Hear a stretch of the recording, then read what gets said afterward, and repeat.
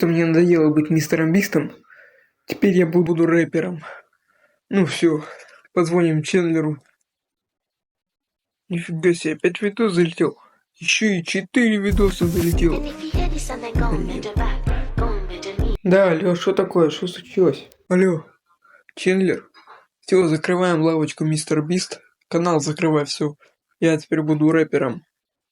Все, давай. Джимми, на тебя что, сковородка упала? Ты что, вообще что ли? Ты что себе придумал? Какой еще рэпер? У тебя на канале 1 миллиард подписчиков. Дальше снимаем видосы и зарабатываем бабки. Я всю жизнь хотел быть рэпером.